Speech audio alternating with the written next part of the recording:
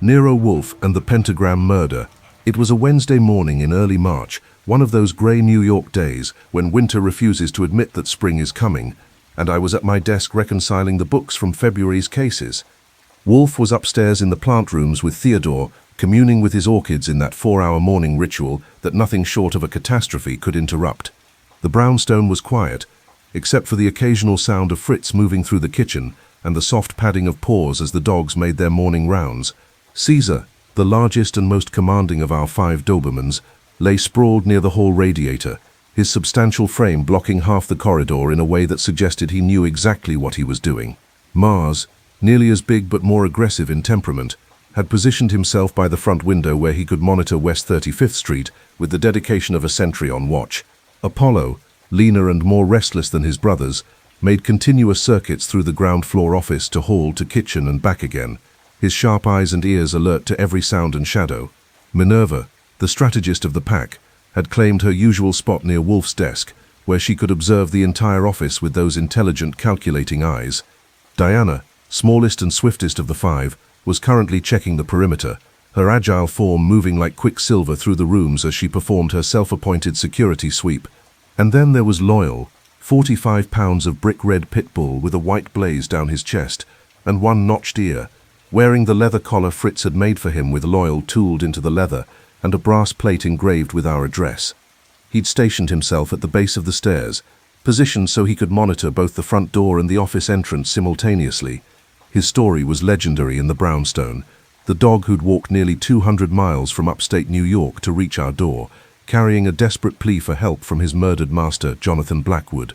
Wolfe had solved that murder, and Loyal had stayed, accepted by the 5 Dobermans as family, and proving himself worthy of that acceptance every single day. The dogs had come to us through tragedy. Like Loyal, the 5 Dobermans had been the life's work of Cyrus Levitt, a meticulous breeder and investigator who'd spent years developing a line of hyper-intelligent dogs trained for advanced detection work. On the night Levitt was murdered, the dogs had witnessed everything, had fought to defend him, had helped an injured child escape, and then had fled exactly as trained following emergency protocol to seek out the only detective Levitt had taught them to trust. They'd traveled across Manhattan through snow and darkness, bloodied and traumatized, arriving at our door as a unified pack carrying the secrets of their master's death. Wolfe had solved that case too, and the dogs had remained, transforming from witnesses to guardians. Now they were as much a part of the brownstone as Fritz's cooking, Wolfe's orchids, or my typewriter. The clients who came through our door knew to expect them, and the dogs had developed their own assessment protocols for visitors. Caesar's thorough inspection, Mars's protective flanking, Apollo's circling surveillance, Minerva's thoughtful observation, Diana's swift evaluation, and Loyal's steady perceptive presence. I'd just finished entering the February expenses, Saul Panzer's fee for the warehouse surveillance job, Fred Durkin's costs for the embezzlement case, Ori Cather's hours on the jewelry theft investigation, when the doorbell rang at 9:40. Fritz emerged from the kitchen, wiping his hands on his apron, but I waved him off. "I'll get it. You've got that soufflé to worry about." I crossed to the front hall and checked through the one-way glass panel beside the door, one of several security modifications installed after the Levitt case. Our windows were bulletproof now, including the mirrors, and we had multiple buzzer systems and reinforced locks. The brownstone wasn't impenetrable. Nothing is. But it was substantially more secure than it had been 5 years ago. The man standing on our stoop looked like he'd been wrestling with demons and losing. He was in his early 60s, well dressed in a charcoal overcoat and Homburg hat, with silver hair and the distinguished features of someone accustomed to committee rooms and fundraising galas. But his face was haggard, his eyes shadowed with exhaustion, and his hands trembled as he clutched a leather briefcase against his chest. Behind him at the curb sat a black Cadillac with a university parking permit visible through the windshield. The dogs converged immediately as I opened the door. It was automatic now, Caesar rising from his position near the radiator and approaching with calm authority, Mars moving in from the right to flank, Apollo abandoning his patrol circuit to circle behind, Minerva standing from her observation post to assess, Diana materializing from her perimeter check to evaluate. Loyal held position at the base of the stairs, watching with those sharp, intelligent eyes. The man on our stoop froze, which showed either good sense or prior experience with guard dogs. Caesar approached first, as always, and performed his thorough inspection, sniffing the man's hands, his briefcase, his coat.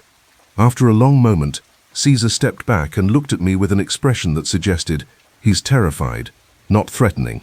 Proceed with caution." "Mr. Goodwin." The man's voice was cultured but strained, with the careful diction of someone who'd spent decades in academia. "My name is Dr. Edmund Hartley. I'm president of Caldwell University. I must speak with Mr. Wolfe immediately. It concerns a murder." "Mr. Wolfe doesn't see clients until 11 o'clock, I said, keeping the chain latched. "Business hours, please." His voice cracked. "One of our most distinguished professors was murdered last night. The circumstances they're nightmarish.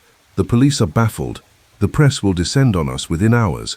And I need Nero Wolfe's help before this destroys everything we've built over the past 75 years. I studied his face, the genuine distress, the trembling hands, the desperate eyes. Sometimes you can tell when someone's acting, and sometimes you can tell when they're living through genuine hell. This was genuine hell. "Come in," I said, unlatching the chain. "Take off your coat and hat. I'll see if Mr. Wolfe will come down early." He stepped inside carefully, and the dogs gave him space but remained alert. Mars maintained protective spacing on his right. Apollo circled once more for good measure, and Minerva watched him with that calculating intelligence that suggested she was filing away every detail of his appearance and behavior. I hung his coat and hat in the hall closet, noting the custom label from a Fifth Avenue tailor that probably charged more for a coat than most people paid for a car, and gestured him toward the office. "Wait in there. Sit in the red leather chair. Touch nothing else. I'll be back shortly." He moved into the office like a man walking through a dream, or possibly a nightmare. The dogs followed in formation, Caesar resuming his position near Wolfe's desk, Mars returning to the window, Apollo restarting his patrol circuits, Minerva reclaiming her observation post, and Diana checking the hallways.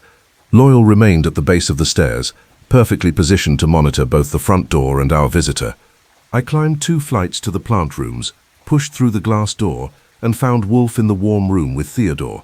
They were examining a cattleya that showed signs of promising bloom, and Wolfe was explaining something about temperature gradients in a tone that suggested this was far more important than anything happening in the world below.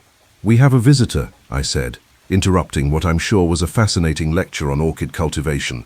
"University president. Says one of his professors was murdered last night under nightmarish circumstances. The police are stumped, the press is circling, and he needs help immediately." Wolfe didn't look up from the orchid. "I don't see clients before 11 o'clock. "I know, but this one looks like he hasn't slept in 2 days. He's shaking like a leaf, and he drove here in what's probably a university car, which suggests he's desperate enough to use institutional resources for a personal visit. Also, he used the word nightmarish to describe the murder scene, which in my experience usually means something genuinely unusual rather than standard-issue violence. Nightmarish." Wolfe's fingers paused in their inspection of the orchid's pseudobulbs. "In what way nightmarish?" He didn't specify, but university presidents don't usually show up at private detectives' doors at 9:40 in the morning, unless something has gone catastrophically wrong. My guess? This is going to be expensive, complicated, and exactly the kind of intellectual puzzle you claim to dislike but actually enjoy. Wolfe's lips twitched in what might have been the ghost of a smile. "Very well. I'll be down in 10 minutes. Have Fritz bring coffee for our guest, and Archie get the basics before I arrive. Name of the victim, nature of the death, and why Dr. Hartley believes the police are insufficient to the task." I returned to the office and found Dr. Hartley sitting exactly where I'd left him, staring at the floor-to-ceiling bookshelves, as if they might contain answers to questions he hadn't yet learned how to ask. Loyal had moved slightly closer, his presence offering the kind of steady, reassuring comfort that dogs seem to understand humans need in moments of crisis. "Mr. Wolfe will be down shortly," I said, settling behind my desk and pulling out a fresh notebook. "While we wait, give me the essentials. The victim's name, how he died, when it happened, and why you're here instead of letting the police handle it." Hartley set his briefcase on the floor beside the red leather chair and took a deep breath, as if preparing to dive into cold water. The victim was Professor Malcolm Drexler. He was 53 years old, chair of our philosophy department, and an internationally recognized scholar, specializing in medieval philosophy and comparative occultism. He was found dead in his office last night at approximately 10 o'clock. I made notes. Who found him? Mrs. Helena Kowalski. one of our night cleaning staff. She has keys to all the offices in Hartley Hall. That's the Humanities building, named after my great-grandfather who founded the university. She opened Professor Drexler's office to clean it and he paused, swallowing hard. And she started screaming. Campus security responded within minutes. They called the city police immediately. How did he die? His throat was cut.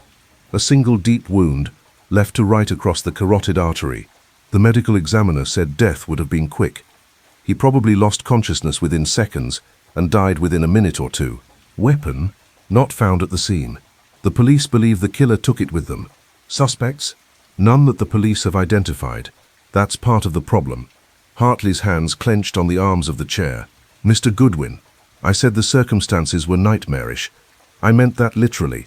Professor Drexler was found lying in the center of a pentagram that had been carved into the wooden floor of his office. His body was positioned with his arms outstretched, like a ritual sacrifice. The walls were covered with occult symbols painted in what appeared to be blood.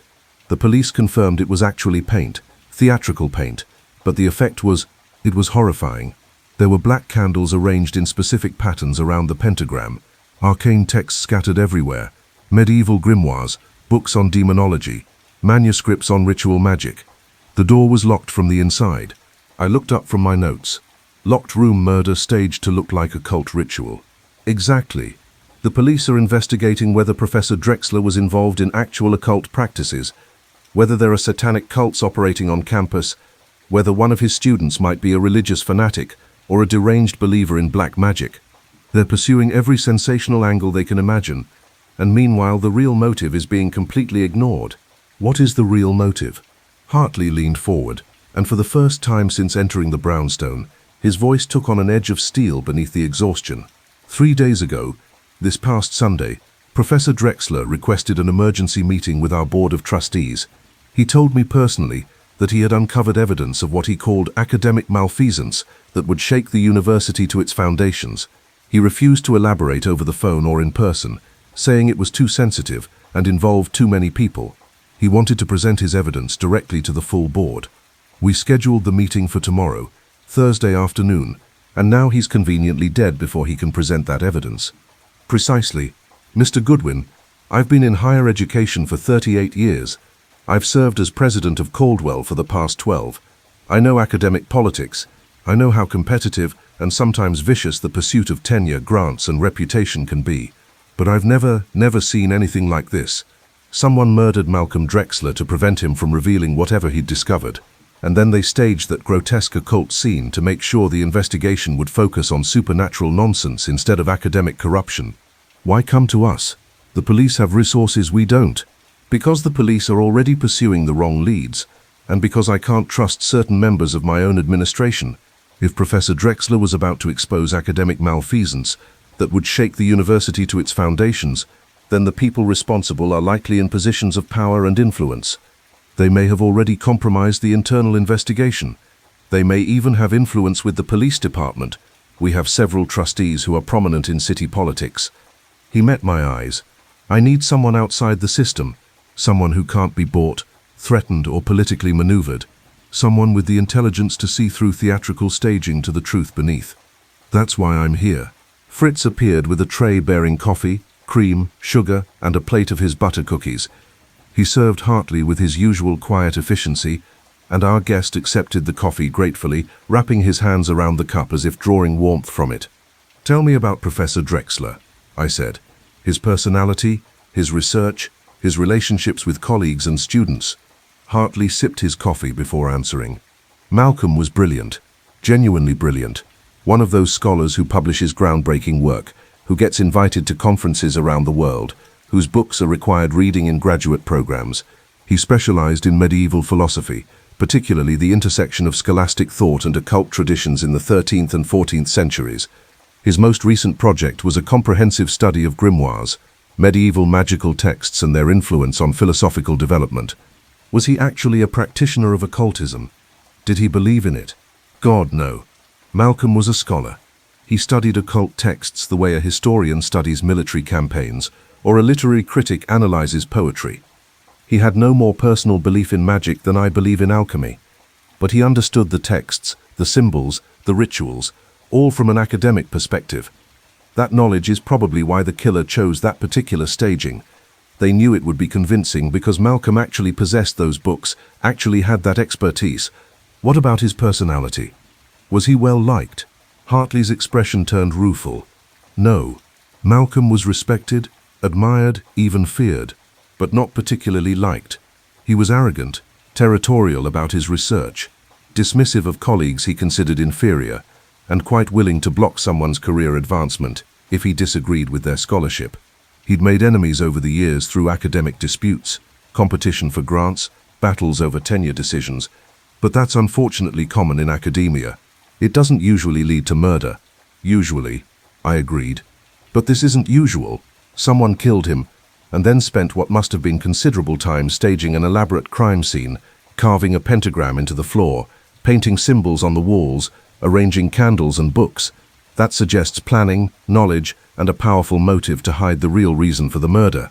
The elevator descended from the plant rooms with its familiar mechanical hum, and Wolfe emerged carrying a spray of Cattleya orchids, purple and gold blooms that looked obscenely beautiful in the grey morning light. He placed them in the vase on his desk with careful precision, then settled into his custom-made chair, adjusting it exactly 1/4 inch before regarding our visitor with his dark, half-closed eyes. Caesar moved closer to the desk, his presence a subtle reinforcement of Wolfe's authority. Minerva shifted position to get a better view of Hartley's face. The other dogs maintained their positions but increased their attention level, that peculiar intensification that suggested they understood something important was happening. "Dr. Hartley," Wolfe said, "you've been describing your predicament to Mr. Goodwin. Continue. I want to know everything about Professor Drexler's recent behavior, his relationships with colleagues, the nature of the evidence he claimed to have discovered, and why you believe his murder is connected to that evidence rather than to his occult research." For the next 45 minutes, Hartley provided details. He described the philosophy department structure, 12 full-time faculty members, ranging from senior professors with international reputations to junior faculty fighting for tenure. He outlined recent departmental conflicts, a bitter dispute over hiring decisions, competition for a major grant that had gone to Drexler over several other applicants, and ongoing tension about teaching assignments and curriculum development. He explained that Drexler had become increasingly paranoid over the past month, requesting campus security escorts to and from his office, changing his locks, and refusing to discuss his research with anyone except his graduate assistant. He'd told several colleagues that he was onto something big, that he'd discovered patterns that didn't make sense, and that reputations were going to be destroyed. Most importantly, Hartley revealed that Drexler's office filing cabinets had been rifled through after his death. Someone had gone through his files, presumably looking for whatever evidence he'd compiled. The police had documented it, but hadn't yet determined what, if anything, was missing. Wolfe listened without moving, his fingers laced over his substantial middle, his eyes half closed in that deceptive pose that suggested he might be falling asleep, but actually meant he was absorbing and analyzing every word. When Hartley finished, Wolfe was silent for a long moment. "The fee for this investigation?" Wolfe finally asked. "The board has authorized me to offer $25,000, half as a retainer, half upon successful resolution."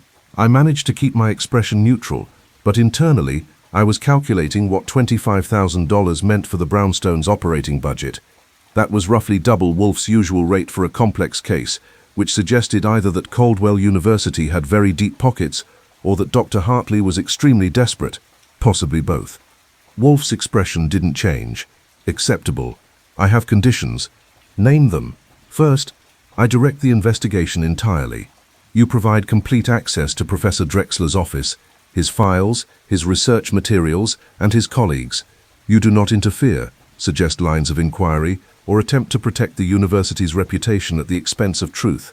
Second, you answer all my questions truthfully and completely, even if those answers are embarrassing or politically inconvenient. Third, you provide personnel files for all philosophy department faculty and graduate students, along with financial records for grants, publications, and consulting arrangements. Fourth, when I identify the killer, I deliver that person to the police without obstruction." "Agreed." "Agreed to all conditions." "Excellent. Mr. Goodwin will visit the campus this afternoon to examine the crime scene and conduct initial interviews. I'll need complete copies of everything in Professor Drexler's office, every paper, Every note, every piece of correspondence, photographed or photocopied and delivered here by tomorrow morning.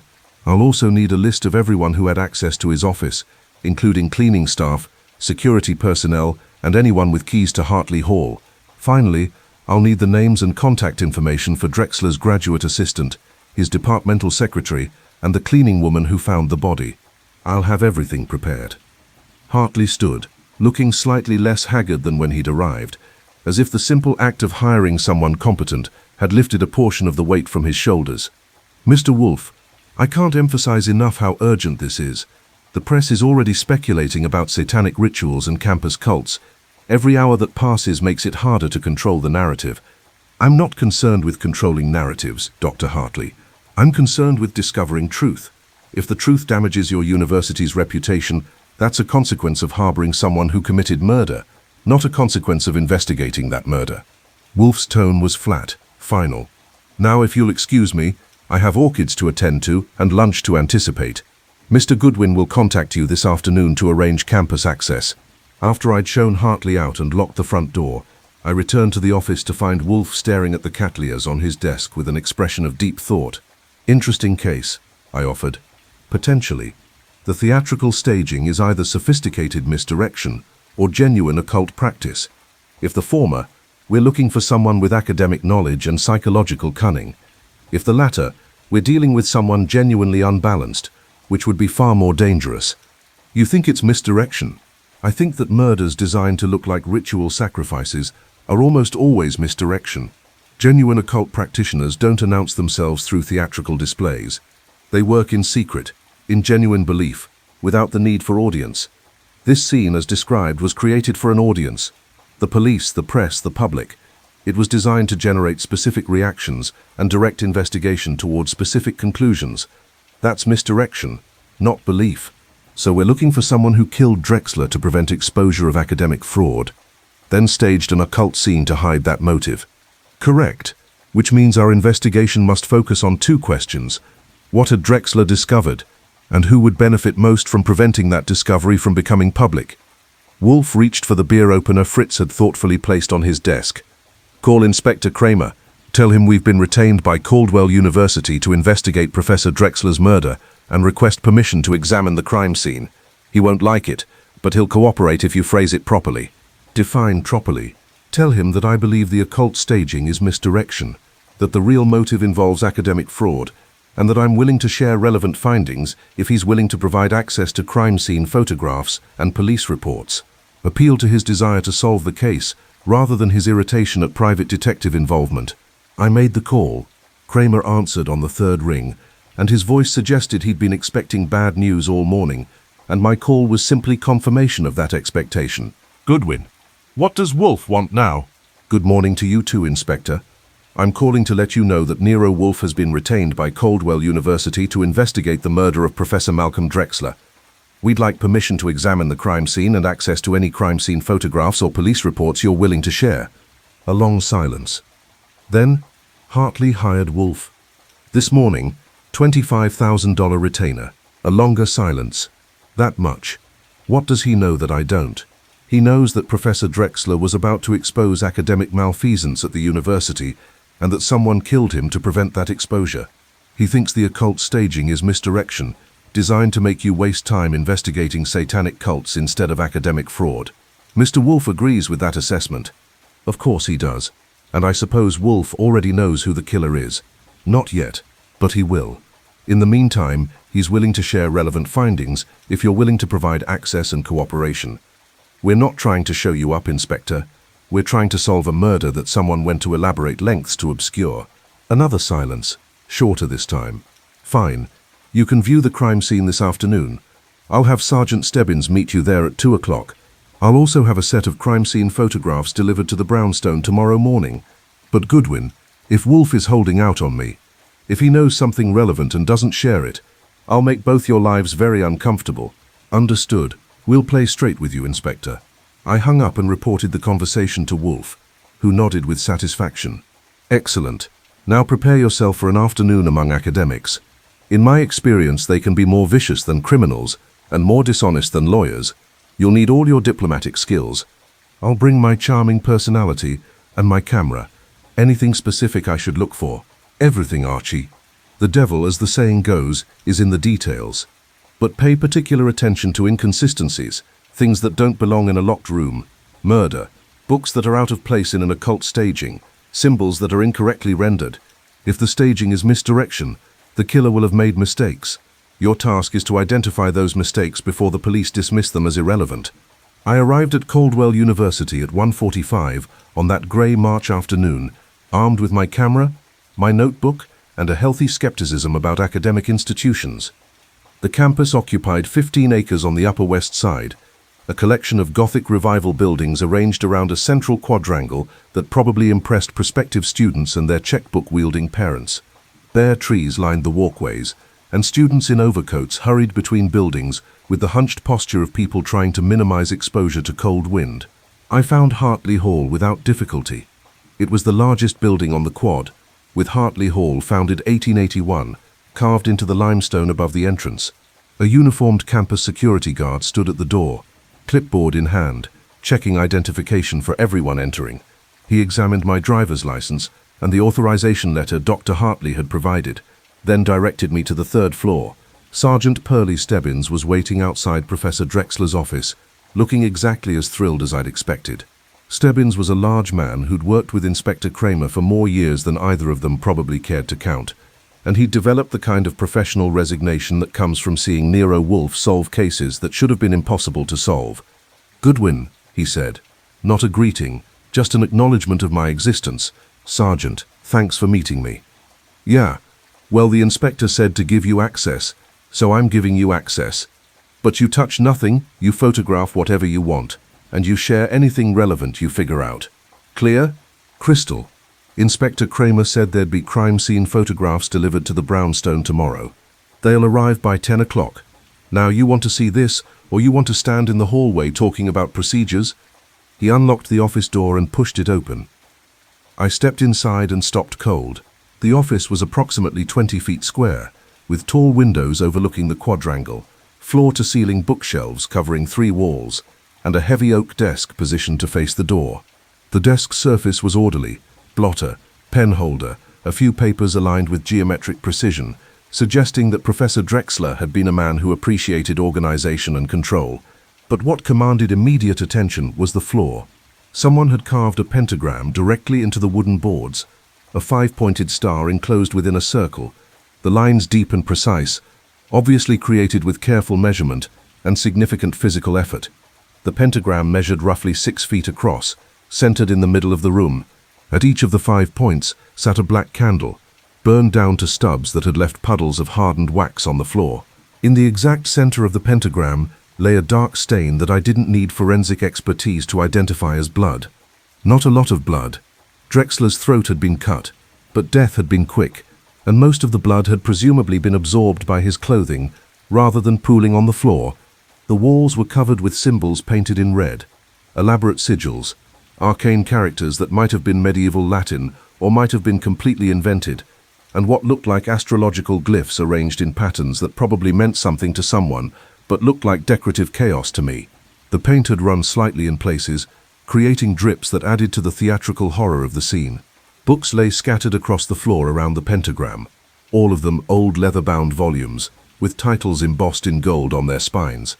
I could read several without moving from the doorway: Clavicula Salomonis, The Key of Solomon, Pseudomonarchia Daemonum, False Hierarchy of Demons, The Lesser Key of Solomon, The Sworn Book of Honorius, and several others that appeared to be medieval grimoires or commentaries on magical texts. The whole scene looked like something from a Gothic horror novel, carefully staged for maximum sensational impact.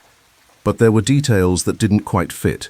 First, sitting on the desk in the center of the blotter was a contemporary academic journal, Philosophical Quarterly, dated February 9th. It looked jarringly modern among all the medieval grimoires, like someone had dropped a newspaper in the middle of a museum exhibit. Second, the pentagram itself seemed off. I'm not an expert on occult symbolism, but I've seen enough sensationalist newspaper coverage of supposed satanic activities to know that pentagrams are usually drawn with one point facing upward. This one had 2 points facing upward and one facing downward, which either meant something specific in occult practice or meant the killer had made a mistake. Third, the books scattered around the room appeared to have been placed rather than thrown. They weren't in disarray the way books would be if they'd been hastily grabbed off shelves or swept off a desk during a struggle. They were arranged, deliberately positioned around the pentagram, as if they were props in a theatrical production. I pulled out my camera and started photographing everything. The pentagram from multiple angles, the bloodstain in its center, each of the 5 candles, the symbols on the walls, individually and as a whole, the scattered books, each volume, showing both the covers and any pages that were open or marked, the desk and its contents, the windows, the door, the bookshelves, the filing cabinets. Tell me about the body's position, I said to Stebbins while I worked. Lying on his back in the center of the pentagram, head pointing toward the northern point of the star, arms outstretched perpendicular to his body, legs together, like he was arranged that way deliberately, not like he'd fallen naturally. Throat cut left to right, single deep wound across the carotid. Medical examiner says the blade was very sharp, probably 6 to 8 inches long, wielded with significant force. Death occurred between 7 and 9 o'clock Monday evening. Who was the last person to see him alive? His graduate assistant, Timothy Blackwell, says he left Drexler's office at 6:30 Monday evening. Drexler was alive and working at his desk, and the cleaning woman found him at 10. Correct. Mrs. Kowalski has been cleaning Hartley Hall for 12 years. She has a master key to all offices. She comes in at 9:30 every evening, works through the building floor by floor. She reached Drexler's office around 10 o'clock, unlocked the door, opened it, saw what was inside, and started screaming loud enough to wake the dead. Campus security responded within 2 minutes. They took one look at the scene and called us immediately. I examined the door lock more carefully. It was a standard office lock button on the inside that you pressed to lock it. No deadbolt, no key required from the inside. The kind of lock that could be manipulated from outside with minimal effort if you knew what you were doing. Locked room murder? I asked. Not really. Door was locked when Mrs. Kowalski tried the handle, but it's a spring lock. We tested it. You can thread a piece of string through the gap, loop it around the locking button, pull it to engage the lock, then yank the string free after you close the door. Takes maybe 30 seconds if you practice. So the locked door is just more theater, not a genuine mystery. Did you find the string? No. Killer probably pocketed it. But we found faint scratches on the door frame consistent with something thin being threaded through the gap repeatedly, like someone practiced the technique before using it for real. I photographed the door lock, the frame, and the scratches Stebbins indicated. Then I turned my attention to the bookshelves. They held hundreds of volumes, dense philosophical texts, medieval manuscripts in translation, modern academic commentaries, and several shelves devoted specifically to occult literature. One section contained filing boxes labeled by year, from 1947 through 1955. I made a note to request access to those files. Can I look through the papers on the desk? I asked. Look but don't touch. We've already photographed and catalogued everything. I approached the desk carefully, studying its contents without disturbing anything. The blotter was clean except for a few ink spots. The pen holder contained 3 fountain pens, all expensive looking. A small stack of papers sat aligned precisely with the corner of the blotter. Academic articles in typescript, with handwritten notes in the margins. But it was the journal that interested me most. Philosophical Quarterly, February 1955. It lay open to an article titled The Ontological Argument Revisited by Dr. Harrison Whitlock. I photographed the journal from several angles, making sure to capture both the cover and the open pages clearly. Why would a contemporary journal be sitting on the desk in the middle of a staged occult murder scene? I asked, more to myself than to Stebbins. Maybe Drexler was reading it before he was killed. Maybe. Or maybe it's relevant to whatever he'd discovered. Either way, it doesn't fit with the grimoires and the pentagram and the candles. It's an inconsistency. Wolfe loves inconsistencies. He does indeed. I spent another 30 minutes photographing every detail of the office, making notes about the layout, the positioning of furniture, the contents of the bookshelves. Then I asked Stebbins about accessing the philosophy department's administrative offices. That's not a crime scene, he said. You don't need my permission for that. But if you interview anyone, remember that this is a police investigation first, and you're here as a courtesy. I'll be the soul of courtesy and cooperation. He snorted. which suggested he knew exactly how much courtesy and cooperation I typically displayed when investigating murders. We'll see. The department secretary is Mrs. Adelaide Whitmore. Her office is down the hall, room 312. She's been helpful so far, but she's also protective of the faculty. Don't push too hard, or she'll clam up. I left the crime scene and found room 31, which housed the philosophy department's administrative offices. The space was divided into a waiting area, with uncomfortable-looking chairs, and a working area where a grey-haired woman in her 60s sat behind a fortress of a desk, typing on a manual typewriter with impressive speed and accuracy. She looked up as I entered, and I could see she'd been crying. Her eyes were red-rimmed, and a handkerchief lay on the desk beside her typewriter. "Mrs. Whitmore, I'm Archie Goodwin. I'm working with the police on Professor Drexler's case. Dr. Hartley said you'd be willing to answer some questions." She dabbed at her eyes with the handkerchief. "It's just terrible. Absolutely terrible. Professor Drexler was such a brilliant man. Demanding, yes, and not always easy to work with, but brilliant. Who could have done such a thing? That's what I'm trying to find out. How long did you work with Professor Drexler?" 15 years. I've been the department secretary since 1940, but I worked most closely with Malcolm after he became department chair in 19... I handled all his correspondence, his class schedules, his research materials, his travel arrangements, everything administrative. When did you last see him? Monday afternoon, around 4 o'clock. He came to the office to pick up some materials I'd typed for him, notes for his presentation to the Board of Trustees. He seemed agitated, nervous. He kept looking over his shoulder, like he thought someone might be following him. Did he say anything about why he was nervous? No, but he asked me a strange question. He wanted to know if anyone had been asking about his research or trying to access his files. I told him that several people had made routine inquiries. Professor Whitlock wanted to know if Malcolm had submitted his article for the departmental journal. Dr. Ashford asked if Malcolm would be attending Thursday's faculty meeting, that sort of thing. Nothing unusual, but Malcolm seemed troubled by even those routine questions. How did he act toward you personally? Was he kind? Abusive? Respectful? He was always respectful to me, which is more than I can say for some of the other professors. Malcolm understood that department secretaries know everything that happens in a department. Who's fighting with whom? Who's stealing whose research ideas? Who's sleeping with whom? He treated me like a valuable colleague rather than an office servant. I appreciated that. I made notes. Tell me about the department generally. Who are the senior faculty? What are the major tensions or conflicts? Mrs. Whitmore glanced toward the door, as if checking whether anyone might overhear, then lowered her voice slightly. We have 12 full-time faculty members. The senior professors are Dr. Harrison Whitlock, Dr. Beatrice Ashford, Dr. Leonard Marsh, and Dr. Edmund Carlisle. Then we have 6 junior faculty members and 2 adjuncts who teach part-time. Start with the senior faculty. How did they get along with Professor Drexler? She sighed. Not well for the most part. Harrison Whitlock and Malcolm have been competing for influence in the department for years. Harrison wants to be department chair. He thinks Malcolm stole the position from him through political maneuvering. Dr. Ashford was passed over for tenure twice, and she blamed Malcolm for not supporting her applications, though I'm not sure that's fair. Dr. Marsh was furious when Malcolm received the Bennington grant last year. Leonard had applied for the same grant and was convinced Malcolm plagiarized sections of his proposal. Did he? Malcolm? Plagiarize? She looked genuinely shocked. Absolutely not. Malcolm was many things, arrogant, territorial, sometimes vindictive, but he was scrupulously honest about his own scholarship. He would never steal someone else's research. Now, whether he was always generous about sharing credit with collaborators, that's a different question. What about graduate students? Any problems there? Her expression turned troubled.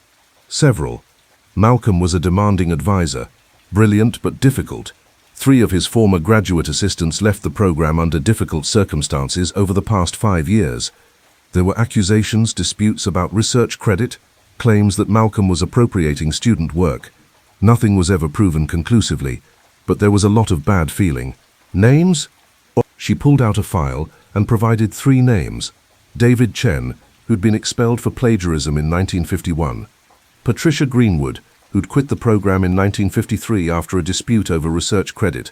And Robert Dennison, who'd simply disappeared from the program in 1954 without explanation or forwarding address. What about Malcolm's current graduate assistant, Timothy Blackwell? Timothy is brilliant but struggling. His family situation is difficult.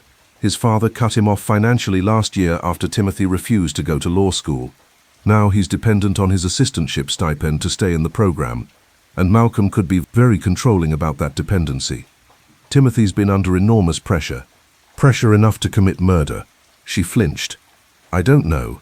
I don't think so, but Timothy has been acting strangely lately, jumpy, anxious, avoiding eye contact.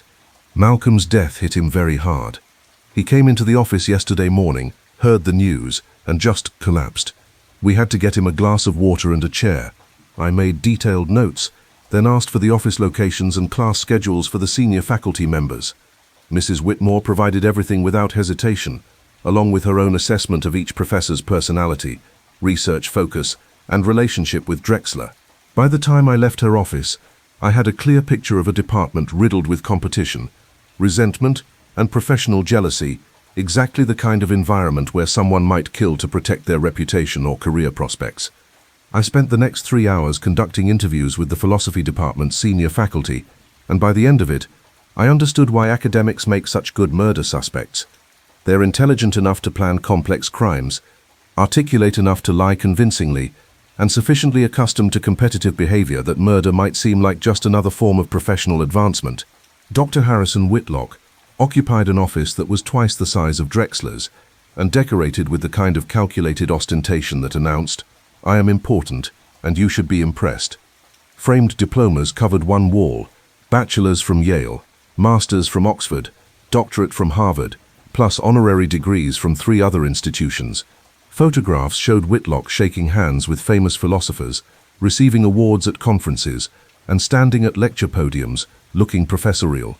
His desk was mahogany, his chair was leather, and his pipe collection sat displayed on a shelf like trophies. The man himself was in his late 50s, tall and thin, with silver hair carefully styled to suggest distinguished scholarship rather than advancing age.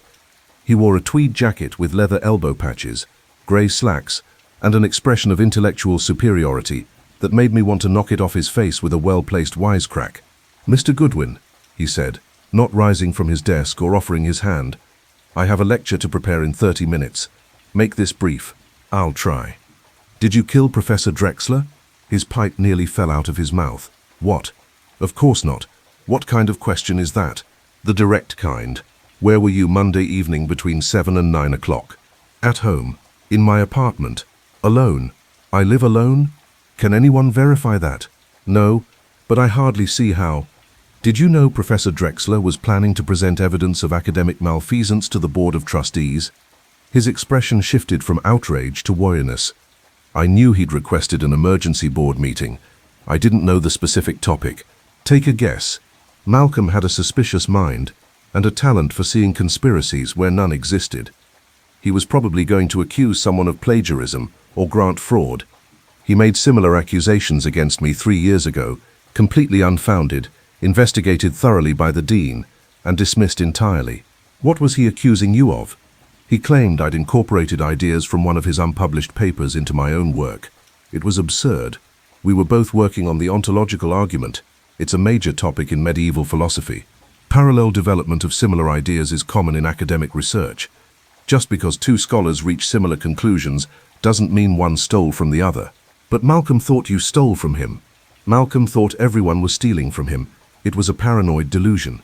Whitlock picked up his pipe and began filling it with tobacco from a leather pouch, his hands steady despite the tension in his voice.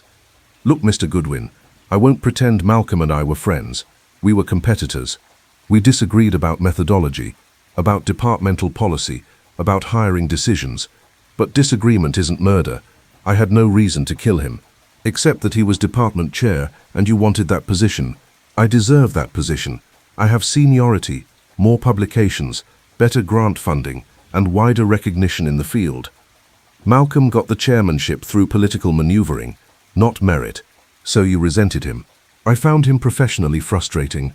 That's very different from wanting him dead." He lit his pipe, and the smell of tobacco filled the office. If I'd wanted Malcolm out of the way, I would have used departmental politics, not violence. I would have built a case for his removal, gathered faculty support, pressured the dean, Murder is the tool of desperate people, Mr. Goodwin, not tenured professors with institutional leverage. Unless the institutional leverage wasn't enough, unless Malcolm had discovered something that would destroy your career no matter how much political support you had. His eyes narrowed. Are you accusing me of something specific? I'm investigating a murder. If you have nothing to hide, cooperation is in your best interest. If you do have something to hide, evasion will just make you look guilty. I stood up. I'll be in touch if I have more questions.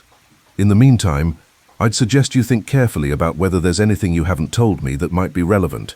I left him sitting there with his pipe and his framed diplomas and his barely concealed anxiety, and moved on to the next interview. Dr. Beatrice Ashford presented an entirely different picture. Her office was smaller than Whitlock's, noticeably smaller, which itself was a political statement about status and departmental hierarchy, and decorated with functional simplicity rather than ostentatious displays of achievement. A few diplomas, several bookshelves packed with philosophy texts, and a desk covered with papers and coffee cups. She was in her early 40s, with dark hair pulled back in a practical bun, sharp, intelligent features, and an expression that suggested she'd spent years fighting for recognition in a male-dominated field, and wasn't inclined to waste time on pleasantries. "Mr. Goodwin," she said as I entered, gesturing to a chair without getting up from her own. "I heard you were interviewing faculty. I've been expecting you. Direct and efficient. I appreciate that. Let me be equally direct. Did you kill Professor Drexler?" "No, but I understand why you'd ask. Malcolm and I had significant professional disagreements, and I make no secret of that fact." She pushed aside the papers on her desk and fixed me with a steady gaze. "Malcolm Drexler blocked my tenure application twice, once directly by voting against it in committee, once indirectly by undermining my work in conversations with senior faculty. He killed 2 collaborative projects we'd started together because he wanted sole control over the research direction. And he had a disturbing habit of taking credit for other people's ideas." "Including yours?" "Including mine. I co-authored 3 papers with him early in my career. My name appeared on the byline, but at conferences and in departmental discussions, Malcolm presented the work as though it were solely his contribution. When I objected, he told me I should be grateful for the exposure and suggested that my career depended on his continued support. That must have made you angry." "Furious. But anger doesn't equal murder, Mr. Goodwin. I dealt with my anger by working harder, publishing independently, and building professional relationships outside this university. I've been approached about positions at Columbia and NYU. Malcolm's obstruction was frustrating, but it wasn't career-ending. I've outlasted him through persistence, not violence." "Where were you Monday evening between 7 and 9? "Having dinner with friends at their apartment on the Upper East Side. 4 witnesses, Professor James Hartwell from Columbia, his wife Margaret, and Doctors Eleanor and Thomas Brennan from NYU Medical School. We ate at 7, finished around 9:30, and I took a taxi home. The police have already verified my alibi." "Did you know about Malcolm's board presentation?" "I'd heard rumors. Malcolm was always threatening to expose someone's supposed academic sins. He thrived on it, the drama, the power of holding damaging information, the leverage it gave him in departmental politics." "Did he have damaging information about you?" She laughed, sharp and mirthless. "Malcolm had damaging information, or thought he did, about everyone in the department. That's how he maintained control. The question isn't whether he had dirt on me. The question is whether that dirt was real or fabricated, and whether it was serious enough to motivate murder. And was it? Mine? No. Whatever Malcolm thought he knew about my tenure disputes, it's all documented in official university files. There's no secret to expose, no fraud to reveal. But others in this department," she trailed off, then seemed to decide against continuing that line of thought. "You should focus on people whose careers depend entirely on reputation, and whose reputations wouldn't survive scrutiny. That's where you'll find your killer." Dr. Leonard Marsh was intense in a way that made me slightly uncomfortable. All nervous energy and barely contained emotion, like a spring wound too tight.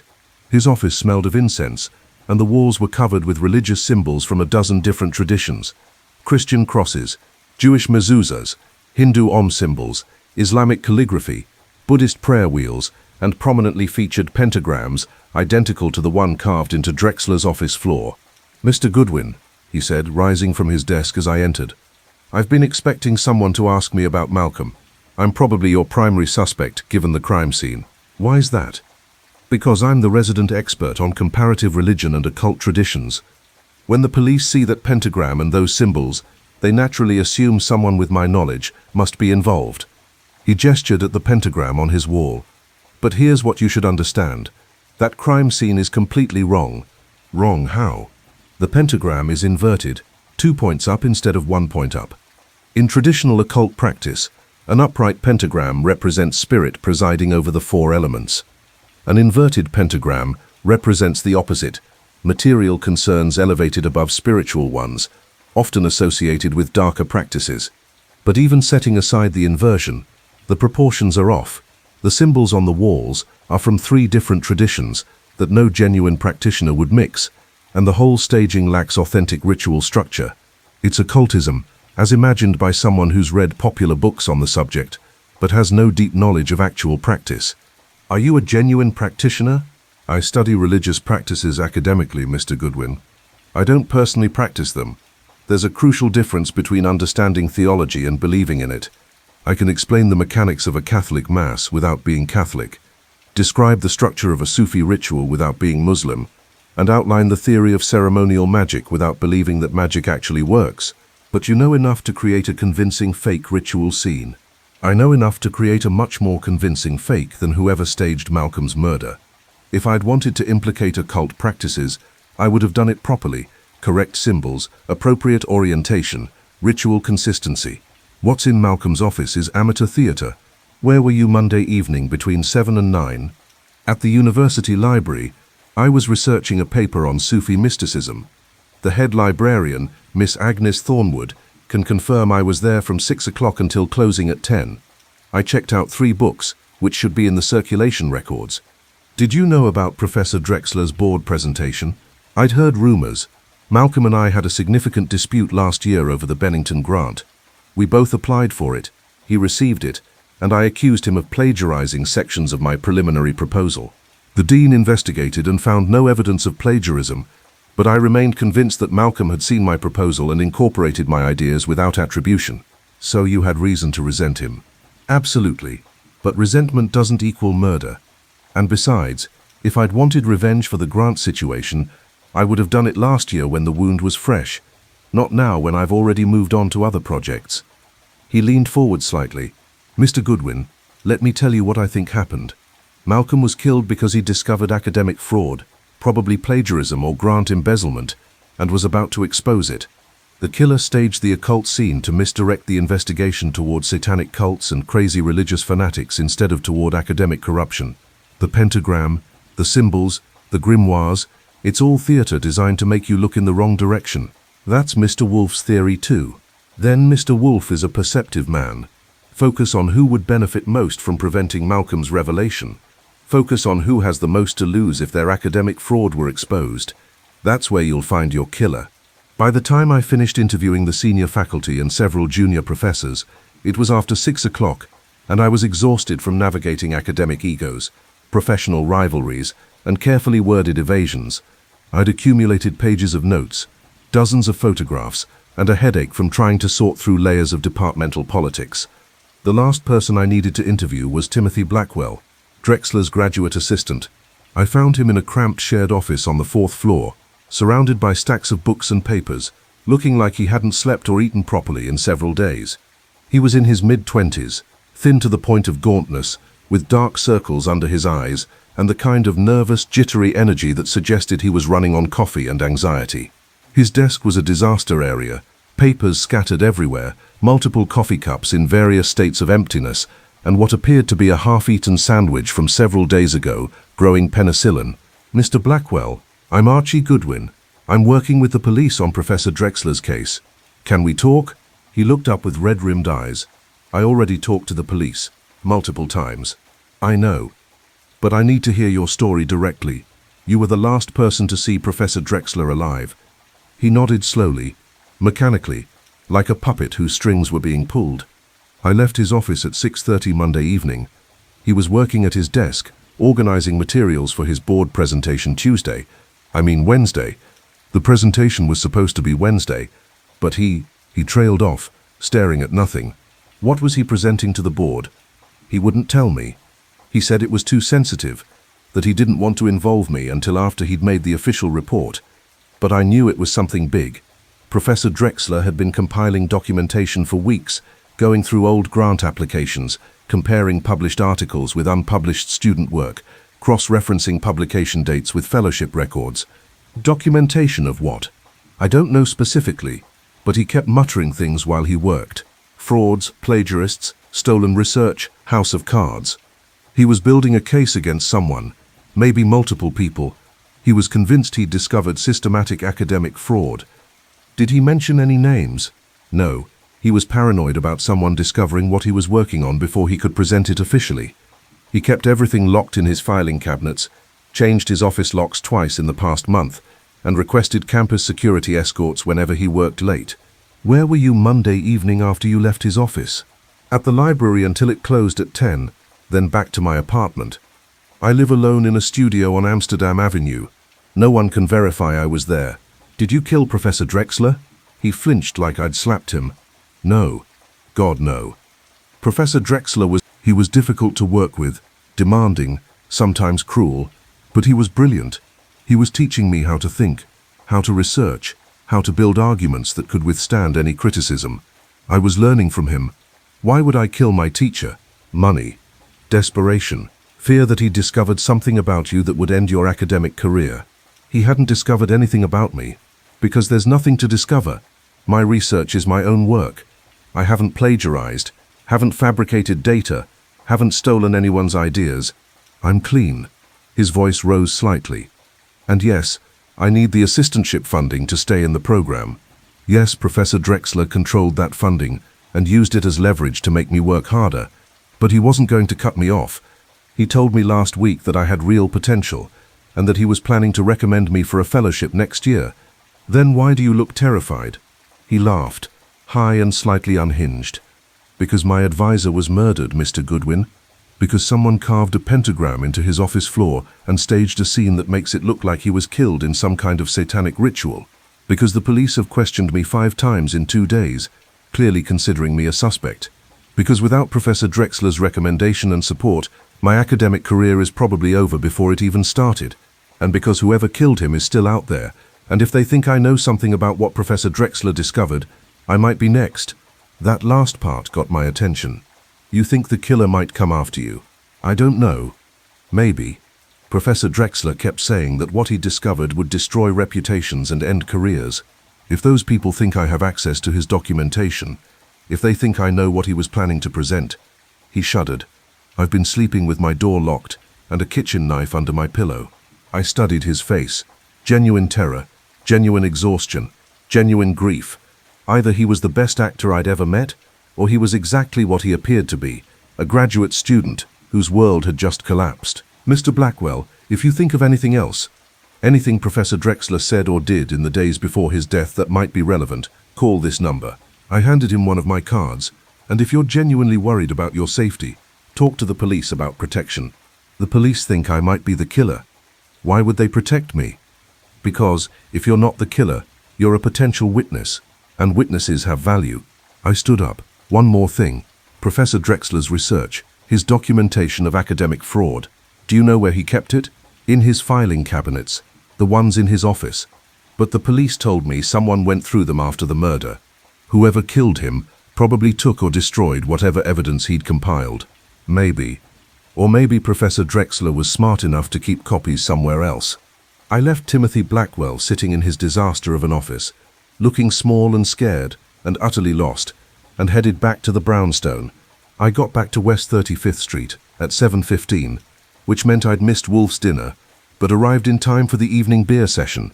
The brownstone was warm and smelled of whatever magnificent meal Fritz had prepared, something involving beef and wine, and herbs that made my stomach remind me I'd skipped lunch.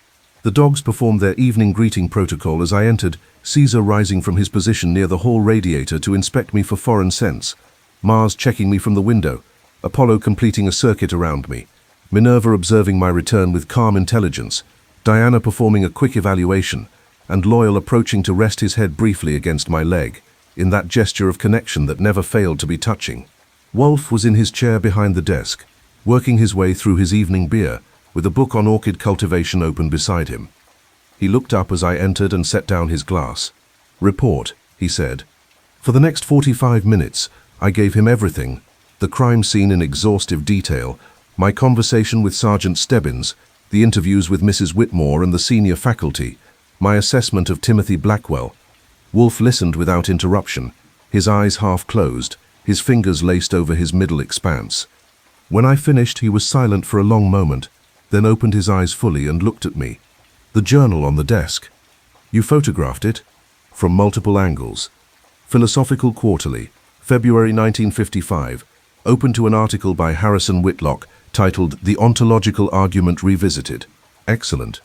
That journal is the key inconsistency in an otherwise carefully staged scene. Everything else, the pentagram, the symbols, the grimoires, the candles, fits the theatrical narrative of occult ritual. But a contemporary academic journal doesn't belong. Either Drexler was examining it when he was killed, or the killer saw it and chose not to remove it, or it was placed there deliberately as a message. We need to determine which. My money's on the first option. Drexler was examining it because it was relevant to whatever fraud he'd discovered. A reasonable hypothesis. Tomorrow morning, I want you to obtain a copy of that specific journal issue and bring it here. I need to read Whitlock's article in its entirety and compare it with Drexler's research files, which Dr. Hartley is supposedly delivering tomorrow. You think Whitlock plagiarized the article? I think that Drexler was murdered to prevent exposure of academic fraud, that Whitlock had both motive and opportunity, and that the presence of his article at the crime scene is suggestive but not yet conclusive." Wolfe reached for his beer. "What's your assessment of the suspects?" "Whitlock is arrogant, defensive, and clearly lying about something. His alibi is non-existent, claims he was home alone all evening. Ashford has motive but a solid alibi with multiple witnesses.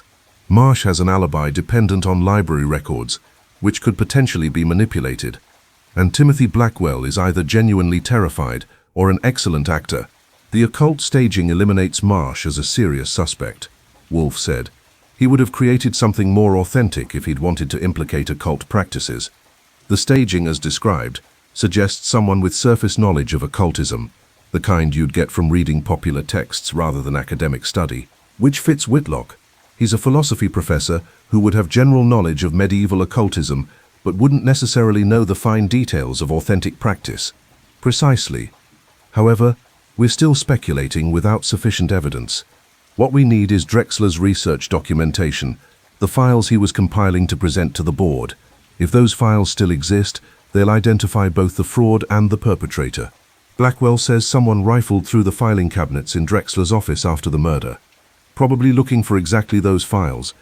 Then either they found and destroyed the files, or Drexler was intelligent enough to keep copies elsewhere. We'll know more tomorrow when Dr. Hartley delivers the photographs of Drexler's office contents." Wolfe closed his book. "Now, tell me about the crime scene itself. You said the pentagram was inverted, 2 points upward rather than 1. What else struck you as peculiar?" I consulted my notes. The books scattered around the room looked arranged rather than thrown. They weren't in disarray the way they'd be if someone had grabbed them off shelves during a struggle. They were positioned deliberately like props, suggesting the scene was created after Drexler was already dead. The killer had time to arrange everything carefully because they'd already eliminated the threat. The locked door was easy to manipulate. Stebbins demonstrated the string technique. But there were scratches on the door frame, suggesting someone had practiced the technique multiple times before using it for real. Planning and preparation. Not a crime of passion, but calculated murder with elaborate staging that eliminates impulsive actors and points towards someone with both intelligence and nerve. And the blood stain in the center of the pentagram was relatively small. Drexler's throat was cut, but he didn't bleed out on the floor. Most of the blood was probably absorbed by his clothing, which means the killer likely had blood on their own clothing as well, unless they were extremely careful about positioning and angle of attack. That's another detail to pursue, whether any of our suspects showed signs of recent clothing disposal or cleaning. We spent another hour going through my notes, with Wolfe occasionally asking for clarification on specific details or requesting that I describe the positioning of objects in the office. He seemed particularly interested in the filing cabinets and wanted to know exactly which drawers showed signs of having been searched. Finally, at 9:30, he declared himself satisfied with my report and dismissed me to get dinner, which Fritz had thoughtfully kept warm while he returned to his orchid book. I ate in the kitchen, enjoying Fritz's magnificent beef bourguignon, while Loyal kept me company, his steady presence somehow making the meal more enjoyable. After finishing, I returned to the office to find Wolfe preparing to head upstairs for the evening. "Tomorrow," he said as he pushed back from his desk, "we begin to tighten the net. Dr. Hartley will deliver Drexler's files. You'll obtain the February issue of Philosophical Quarterly, and I'll begin examining both for evidence of plagiarism and fraud. Once we establish exactly what Drexler discovered, we'll know who had sufficient motive for murder. And if the killer destroyed all the evidence, then we'll reconstruct it from other sources. Academic fraud leaves traces, publication records, grant applications, similarity between published and unpublished work. Drexler compiled his evidence from somewhere. We can compile it again." He headed for the stairs, trailed by Caesar and Mars in their customary evening escort positions. I remained in the office for another hour, typing up my notes while the other dogs settled into their nighttime routines. When I finally headed up to my own room, I passed Loyal on the stairs. He'd taken up his nighttime position on the landing between the first and second floors, perfectly positioned to monitor both levels, alert to any sound or intrusion, the guardian who'd once walked 200 miles to seek justice for his murdered master. I scratched behind his notched ear. "Good dog, keep watch." His tail thumped once against the floor, and his eyes reflected the stairway light with that peculiar intelligence that suggested he understood exactly what his job was and took it seriously. I thought about Professor Malcolm Drexler, murdered in his office while trying to expose academic fraud, about the elaborate pentagram carved into the floor and the theatrical symbols painted on the walls, about the killer who'd staged an occult scene to hide a mundane motive, and about the February 1955 issue of Philosophical Quarterly, sitting on that desk like a beacon pointing toward truth. Tomorrow we'd start unraveling the lies. Tomorrow we'd begin exposing the fraud. Tomorrow the investigation would shift from gathering information to building a case. But tonight, the brownstone was quiet and secure, guarded by 6 dogs who took their duties seriously and protected by bulletproof windows and reinforced locks. Until morning, we were safe. And in the morning, we'd go hunting. Friday morning arrived cold and grey, with that peculiar March weather where winter refuses to admit defeat, but spring isn't quite strong enough to claim victory. I was at my desk by 8:30, going through the morning mail bills, advertisements, a letter from a former client expressing gratitude and enclosing a surprisingly generous check, when Fritz announced a delivery. 2 university employees arrived with 3 large boxes containing photocopied materials from Professor Drexler's office. They also delivered a sealed envelope from Dr. Hartley, containing personnel files for the philosophy department faculty and financial records for grants, publications and consulting arrangements. I signed the delivery receipt and carried everything into the office, where I started organizing the materials by category. At 9 o'clock precisely, the front doorbell rang. Fritz answered and returned with a large envelope from the police department. Inspector Kramer's promised crime scene photographs. I spread them across my desk and spent 30 minutes examining them with a magnifying glass, looking for details I might have missed during my visit to Drexler's office. The photographs confirmed what I'd observed. The pentagram was precisely carved. The symbols on the walls were elaborate, but inconsistent in style, and the scattered books appeared arranged rather than thrown. One photograph showed a close-up of the journal on Drexler's desk, and I could clearly read the article title and author, The Ontological Argument Revisited, by Dr. Harrison Whitlock. At 9:15, I left the brownstone and walked 6 blocks to a large newsstand that carried academic journals. The proprietor didn't have the February 1955 issue of Philosophical Quarterly in stock, but he made a phone call to a specialty bookstore near Columbia University that did. I took a taxi there, purchased the journal, and was back at the brownstone by 10:30. Wolfe descended from the plant rooms at 11 o'clock, settled into his chair, and immediately gestured for the journal. I handed it to him, and he opened it to Whitlock's article without preamble. For the next hour, Wolfe read in complete silence while I worked through the boxes of photocopied materials from Drexler's office. The documents were extensive: correspondence, research notes, draft articles, grant applications, and most importantly, a series of files labeled comparative analysis that contained side-by-side reproductions of published articles and unpublished graduate student work. I started with the comparative analysis files and immediately saw what Drexler had discovered. In one folder, I found a published article by Harrison Whitlock from 1953 titled Medieval Conceptions of Divine Necessity, placed alongside an unpublished master's thesis by a student named David Chen from 1950. Even without deep expertise in philosophy, I could see the similarities. Entire paragraphs were nearly identical. Arguments progressed in exactly the same sequence. Even the footnote structure matched. Whitlock had clearly taken Chen's work, made minor modifications to avoid exact duplication, and published it as his own. Another folder contained a 1954 article by Whitlock titled Anselm's Ontological Proof Reconsidered, alongside sections of an unpublished doctoral dissertation by Patricia Greenwood from 19... Again, the similarities were damning. Whitlock had appropriated her research, her arguments, and even her specific phrasing. A third folder compared Whitlock's February 1955 article, the one that had been on Drexler's desk the night of the murder, with a thesis chapter submitted by a current graduate student named Jennifer Walsh in November 19... The comparison was devastating. Walsh had written a detailed analysis of the ontological argument, and Whitlock had transformed it into a published article with minimal changes. I pulled out the three most damning comparison files and waited for Wolfe to finish reading the journal article. When he finally set it down, he looked at me with an expression of cold satisfaction. "Dr. Whitlock is a plagiarist and a fraud," he said flatly. "This article, the one published in February 1955, contains arguments, phrasing, and analytical structure that could not have been independently developed.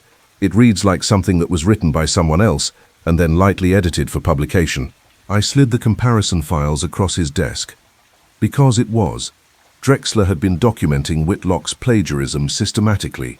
These three files compare Whitlock's published articles with unpublished graduate student work. The similarities aren't coincidental. They're theft. Wolfe examined each file carefully, his eyes moving between the published articles and the student work, noting the parallels, the identical phrasing, the lifted arguments. When he finished, he leaned back in his chair with the expression of someone who'd just solved a complex equation. This is what Drexler intended to present to the Board of Trustees. Comprehensive documentation that Harrison Whitlock has been systematically stealing research from his graduate students, publishing it as his own work, and building an entire academic career on fraud. The students couldn't complain because Whitlock controlled their academic futures. He could block their degrees, destroy their recommendations, end their careers before they started. It's an abuse of power that's both elegant and monstrous. And Whitlock killed Drexler to prevent exposure. Almost certainly. But we need more than these files to prove murder. We need to establish that Whitlock knew about Drexler's investigation, that he had opportunity to commit the murder, and that he possessed the knowledge necessary to stage the occult scene. Wolfe gestured at the boxes of materials. What else is in Drexler's files? I spent the next 2 hours going through everything while Wolfe read and made notes. What emerged was a picture of meticulous investigation spanning months. Drexler had compiled comparative analyses of 12 published articles by Whitlock matched with unpublished student work, showing systematic plagiarism dating back to 1951. Grant application records showing that Whitlock had received over $150,000 in research funding based on publications that were actually stolen student work. Financial records for a shell organization called the Philosophical Research Institute that appeared to exist solely to pay Whitlock consulting fees, using grant money. Correspondence between Whitlock and students that showed subtle threats and manipulation designed to keep them silent about the appropriation of their research. A draft report to the Board of Trustees outlining the fraud and recommending Whitlock's immediate termination and potential criminal prosecution. "This is comprehensive and damning," Wolfe said after reviewing the materials. Drexler had built an airtight case. Whitlock would have lost his position, his reputation, his future employment prospects. His entire career would have ended in scandal. Strong motive for murder. The strongest. But we still need proof that Whitlock actually committed the murder. The evidence of plagiarism explains motive, but doesn't establish guilt. Wolfe poured beer thoughtfully. "We need to call Saul Panzer. I want complete financial background on Whitlock, bank accounts, real estate holdings, consulting income, any unusual expenditures. If he's been embezzling grant money through that shell organization, there should be a paper trail."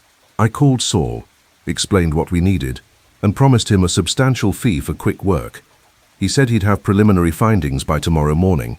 At 2 o'clock, Fritz announced that Dr. Hartley had arrived and was requesting an audience. Wolfe agreed to see him and the university president entered the office, looking slightly less haggard than he had 2 days earlier. "Mr. Wolfe," he said, settling into the red leather chair, "I wanted to check on your progress. The press coverage has been sensational, all speculation about satanic cults and campus occultism. It's doing enormous damage to the university's reputation. Your reputation is the least of my concerns, Dr. Hartley. However, I can tell you that we've made substantial progress. Professor Drexler was murdered to prevent exposure of systematic academic fraud involving plagiarism and grant embezzlement. The occult staging was misdirection designed to focus investigation away from that fraud." Hartley went pale. "You're certain?" "I'm certain about the fraud. Professor Drexler compiled extensive documentation before his death, and we've examined it. One of your senior faculty members has been stealing research from graduate students for at least 5 years, publishing it as their own work, and using that false productivity to secure grant funding that was then embezzled through a shell organization." "Who?" "Dr. Harrison Whitlock." Hartley closed his eyes. "Oh God. You suspected?" "No, but I should have. Harrison has been publishing at an unusual rate, 2 or 3 major articles per year, which is remarkable productivity for someone who also teaches a full course load and serves on committees. I assumed he was just extraordinarily efficient. I never considered." He opened his eyes. "Can you prove it?" "The plagiarism? Absolutely. We have side-by-side comparisons of Whitlock's published articles and unpublished student work. The similarities are incontrovertible. The embezzlement, we're working on that. As for the murder, we're building the case but don't yet have sufficient proof for prosecution." "What do you need from me?" "Nothing for now. Continue normal operations. Don't confront Whitlock or alert him to our investigation. If he believes the occult staging successfully misdirected the police, he may become careless. That carelessness could provide the evidence we need." After Hartley left, Wolfe sat in thought for several minutes, then looked at me. "Archie, I want you to contact the 3 graduate students whose work Whitlock plagiarized, David Chen, Patricia Greenwood, and Jennifer Walsh. Explain that Professor Drexler was murdered while trying to expose the theft of their research, and that we need their cooperation to bring his killer to justice. Offer them something valuable, the chance to clear their names and see their work properly attributed." Chen was expelled for plagiarism, which was likely a fabrication by Whitlock to eliminate a student who threatened to expose the theft. "We'll need to investigate that." Greenwood quit the program. She may be reluctant to revisit painful memories. Walsh is still enrolled. She may be terrified of retaliation. You'll need to handle each situation differently. I spent the rest of Friday afternoon and most of Saturday tracking down the 3 students. David Chen was working as a high school teacher in New Jersey, bitter about his destroyed academic career, but willing to provide a sworn statement about Whitlock's appropriation of his research. Patricia Greenwood was more difficult to locate. She'd left academia entirely and was working as a technical writer for a pharmaceutical company. But once I explained the situation, she agreed to document how Whitlock had stolen her dissertation research, and then forced her out of the program when she complained. Jennifer Walsh, the current graduate student, whose thesis Whitlock had transformed into his February 1955 article, was terrified. She met me at a coffee shop near campus, looking over her shoulder constantly, speaking in whispers, clearly convinced that Whitlock would somehow discover her cooperation and destroy her academic future. He told me that senior faculty always provide guidance and refinement to student work, she said, hands trembling around her coffee cup. He said my thesis chapter needed substantial revision and that he would help me publish it once I graduated. Then his article came out in February, and it was my work, my arguments, my analysis, my words, just rearranged slightly. Did you confront him? I tried. He said I was being ungrateful, that his mentorship and editorial guidance had transformed my raw work into something publishable, and that objecting to normal academic collaboration would mark me as difficult and ungrateful. He said no other faculty member would work with someone who accused their advisor of theft. Tears ran down her face. So I stayed quiet, because what choice did I have? If I accused him publicly, who would believe a graduate student over a distinguished professor? I'd be expelled or blacklisted, and my years of work would be wasted. Professor Drexler believed you. He was documenting the theft. He was going to expose Whitlock and clear your name. And look what happened to him. She wiped her eyes. Whoever killed Professor Drexler made sure everyone would think it was about occultism or satanic rituals. Nobody's investigating academic fraud. Nobody's looking at Whitlock. The perfect misdirection. Except we are looking at Whitlock, and we're going to prove he's a plagiarist, an embezzler and a murderer. But we need your help. We need you to provide documentation of your original thesis chapter, timeline of when you submitted it to Whitlock, and written testimony about what he told you regarding collaboration and refinement.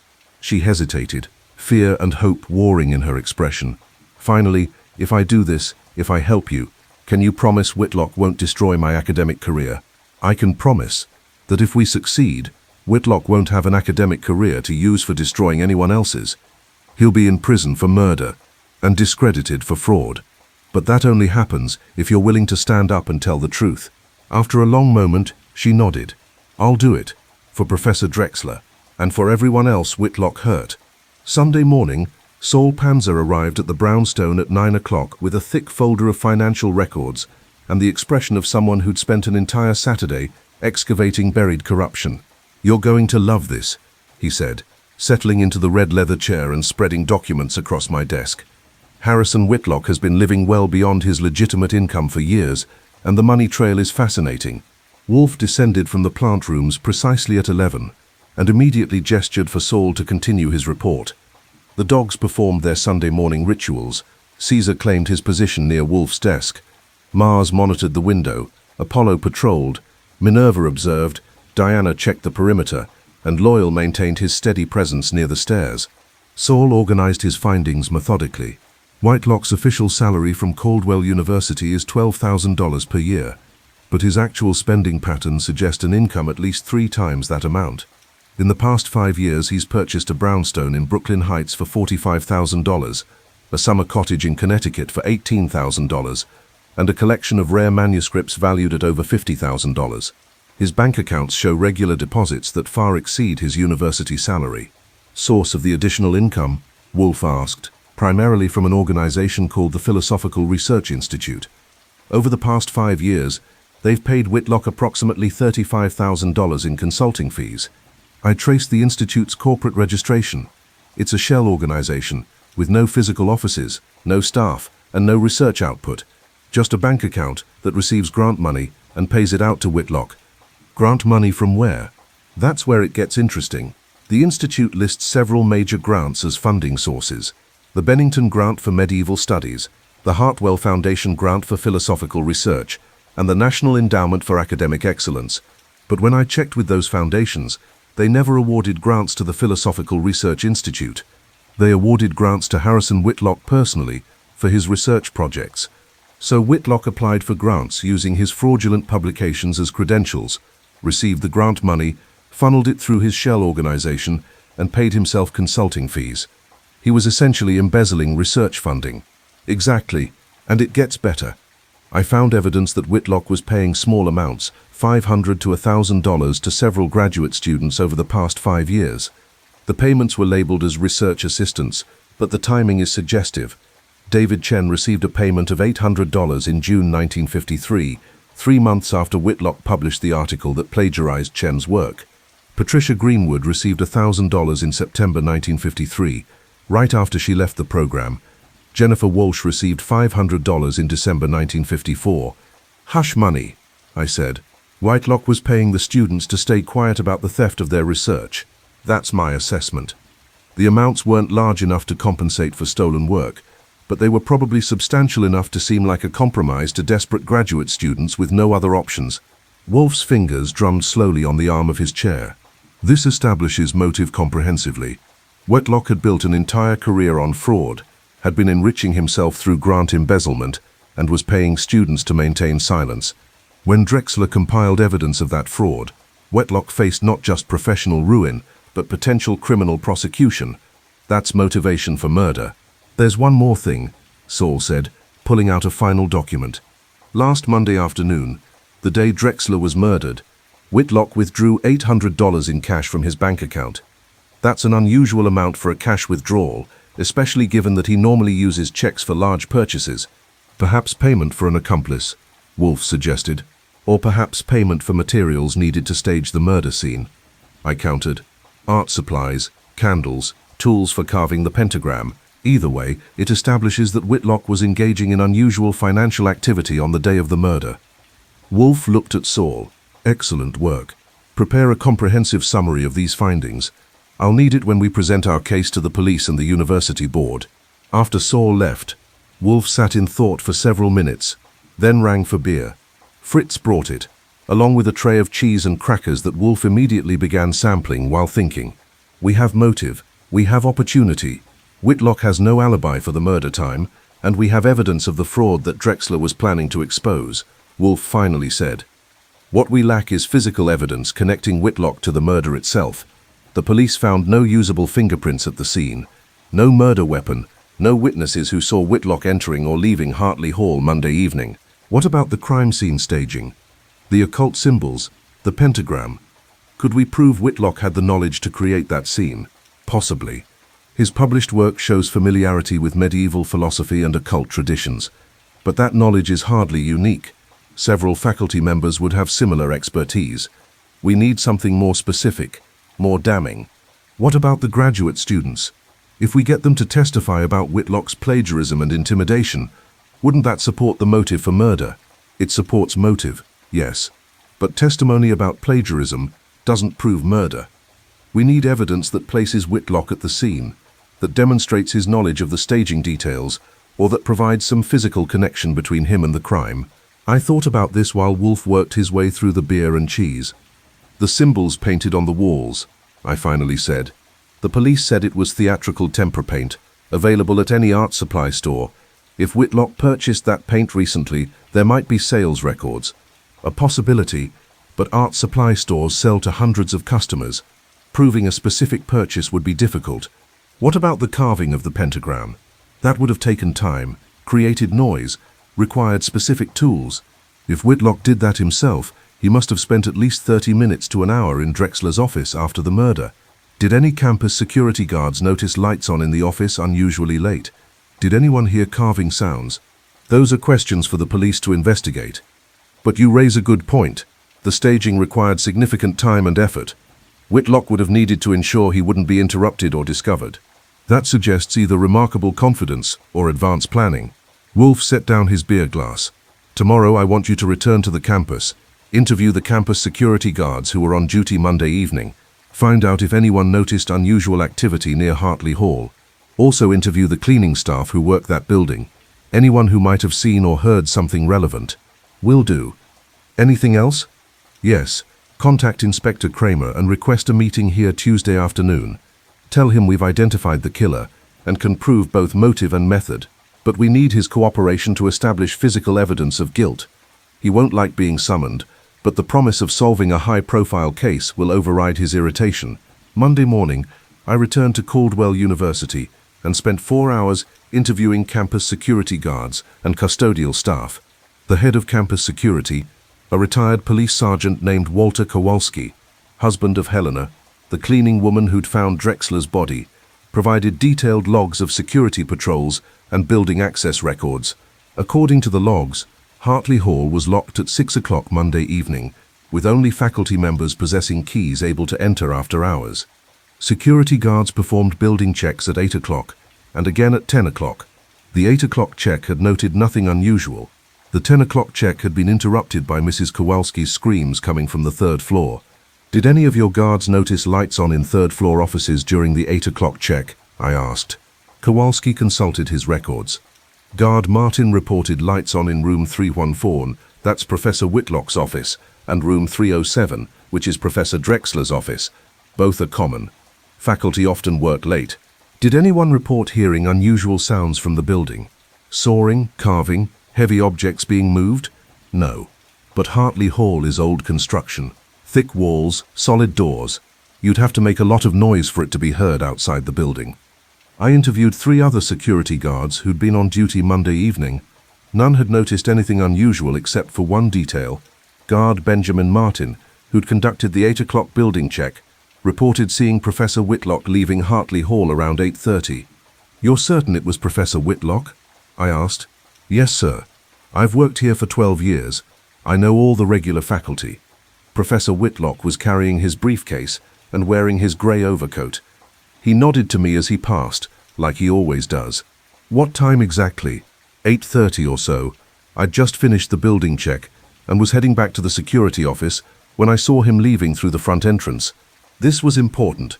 If Whitlock left Hartley Hall at 8:30, he couldn't have been the person who carved the pentagram and painted the symbols. That would have taken much longer. Unless, did you see Professor Whitlock arrive at the building earlier that evening? Martin consulted his notes. He entered at 7:15. I logged it because he asked me to keep an eye on the building, said he'd be working late and wanted to make sure no unauthorized persons entered. So Whitlock had been in the building from 7:15 to 8:30.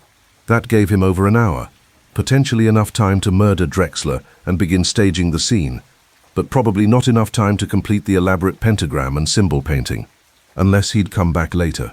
Did you see Professor Whitlock return to Hartley Hall after 8:30? No, sir, but I went off duty at 9 o'clock. Night shift would have taken over. You'd need to check with them. I tracked down the night shift security guard, a young man named Peter Crawford, who'd started his shift at 9 o'clock Monday evening. He confirmed that he'd seen no one entering or leaving Hartley Hall between 9 and 10 o'clock, when Mrs. Kowalski's screams had brought him running. But I should mention, Crawford added, that I spent about 20 minutes, 9:30 to 9:50, dealing with some rowdy students near the library. Someone had snuck alcohol into the building and was causing a disturbance. I had to escort them out and file a report. During that time, someone could have entered Hartley Hall without me seeing them. Which entrance to Hartley Hall would have been easiest to access without being seen? The side entrance on the east side of the building. It's partially obscured by trees and doesn't face the main quad. If someone had a key and wanted to enter discreetly, that's where they'd go. I returned to the brownstone at 2 o'clock with my findings and reported everything to Wolfe, who listened with growing interest. So Whitlock was in the building from 7:15 to 8:30, then left, then potentially returned during the window when the security guard was distracted. Wolfe summarized. That suggests a two-stage process.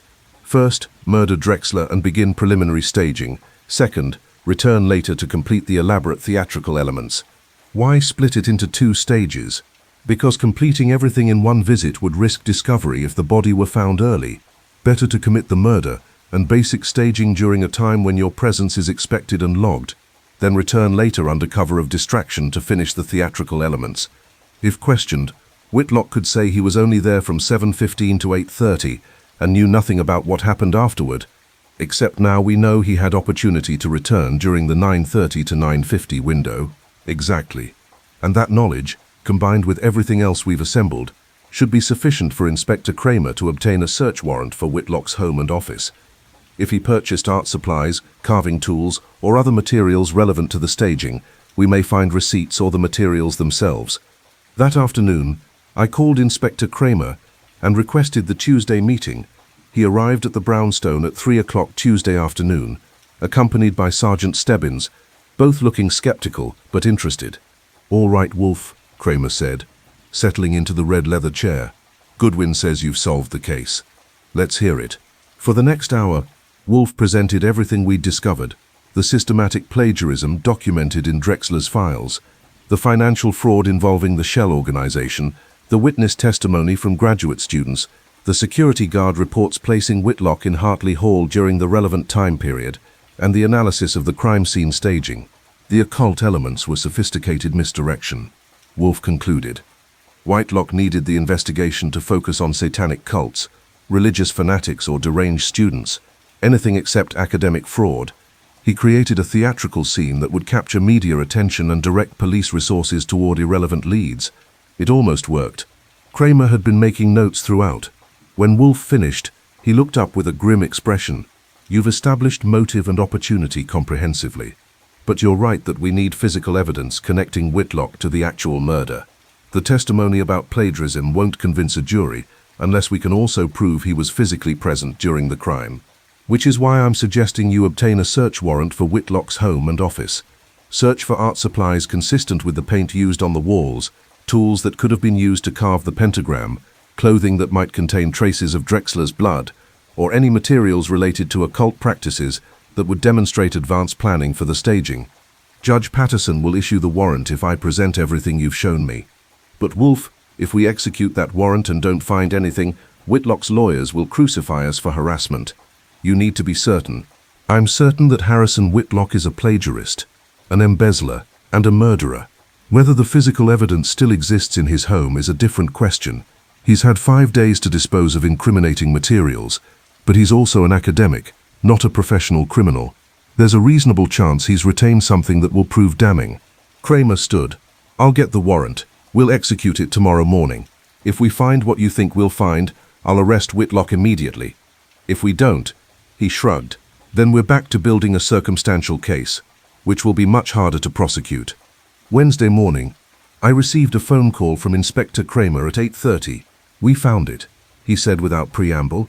Whitelock's basement, cans of red tempera paint, brushes, a collection of books on occultism, and a woodworking chisel that forensics is testing for wood particles consistent with Drexler's office floor. Also found a grey overcoat with small bloodstains on the right sleeve. Whitelock claims it's old wine stains, but forensics is testing that too. Enough for an arrest? More than enough. We picked him up an hour ago. He's screaming for his lawyer and claiming he's being persecuted by jealous colleagues. But the evidence is solid. We've got him. When's the arraignment? Tomorrow morning. District Attorney wants to move fast before Whitlock's lawyer can start filing motions and delays. Wolfe should plan on testifying to the plagiarism evidence that establishes motive, which is crucial for the prosecution's narrative. I reported this to Wolfe, who accepted the news with satisfaction, but not surprise. Inevitable, he said. Whitelock was intelligent enough to plan and execute an elaborate murder, but not disciplined enough to dispose of all incriminating evidence. That's the advantage of investigating academics, rather than professional criminals. They don't think like criminals, and therefore make mistakes that professionals wouldn't. So the case is closed? The murder case is closed. The criminal prosecution is beginning, and the university will need to conduct its own investigation into the plagiarism and determine how to handle the students whose work was stolen. He poured beer. I suspect Caldwell University will be dealing with the aftermath of this case for years. He was right. Over the next week, the story dominated the newspapers. Distinguished professor arrested for murder and academic fraud. Occult murder scene was elaborate cover-up. University plagiarism scandal leads to homicide. The press coverage was extensive and damaging to Caldwell's reputation, exactly as Dr. Hartley had feared. Harrison Whitlock was indicted on charges of first-degree murder, evidence tampering, and multiple counts of fraud. His lawyer tried to build a defense based on circumstantial evidence and academic persecution, but the combination of financial records, witness testimony from graduate students, security guard reports, and physical evidence from his basement made conviction inevitable. The trial was scheduled for September, with the district attorney confident of a guilty verdict. Caldwell University launched its own investigation and discovered that Whitlock's plagiarism extended even further than Drexler had documented, spanning at least 8 years and victimizing 11 different graduate students. The university offered to co-author corrective publications with the students, provide financial compensation, and implement new safeguards to prevent similar abuse. David Chen's expulsion was reversed posthumously. Patricia Greenwood received a formal apology, and Jennifer Walsh was assigned a new advisor and guaranteed funding through completion of her degree.